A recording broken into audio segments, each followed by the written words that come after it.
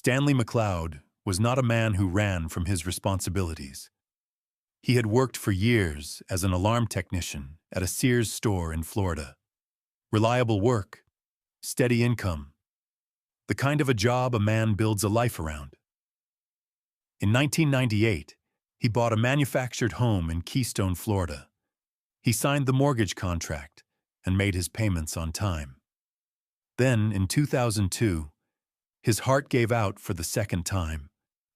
Stanley's heart problems were so serious that a helicopter had to be called to airlift him to a hospital.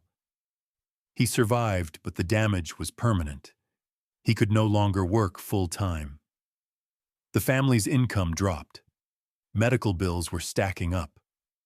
By 2003, Stanley was not able to pay the outstanding balance of $700 on the mortgage. Each time the McLeods sent a payment late, Green Tree Servicing, their mortgage servicer, would call and demand payment. At first, the calls were unpleasant but manageable. But by 2005, the situation had become much worse. Green Tree was calling back-to-back days. They were calling his neighbor, his brother, and his grandson. Once they had called at least 9 times in a single day. Dianne McLeod watched what the calls were doing to her husband. She said he would begin to sweat. He would also get very red in the face and complain about chest pains.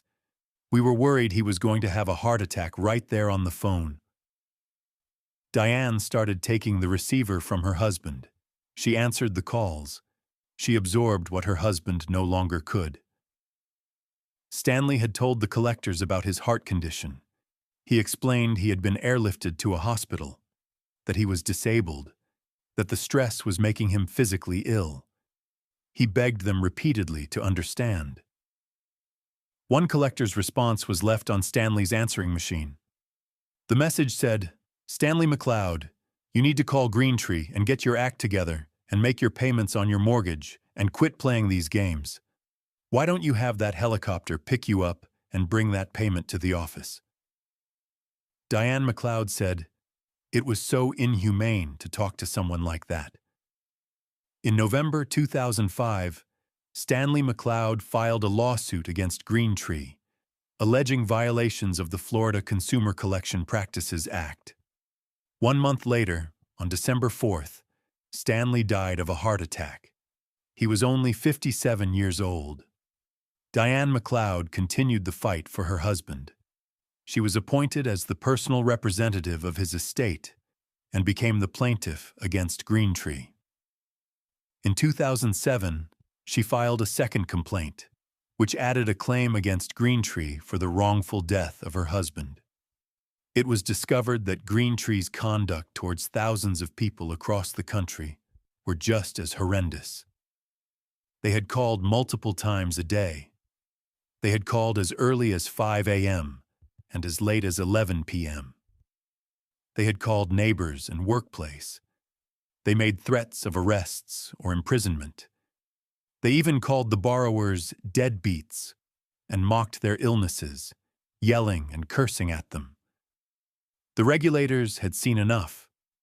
In 2015, Green Tree Servicing agreed to pay $64 million to settle charges against them by the Federal Trade Commission and the Consumer Financial Protection Bureau, $48 million to those harmed by Green Tree, and $15 million in civil penalties. Dianne Mac believed her husband would still be alive if the calls had stopped, but the law could not give her the verdict on the wrongful death claim. Instead, she spoke publicly. She gave interviews to CNN and ABC News. She let the world hear the answering machine message, and in doing so, she made Stanley McLeod's story part of the public record that regulators used to build the case against Green Tree.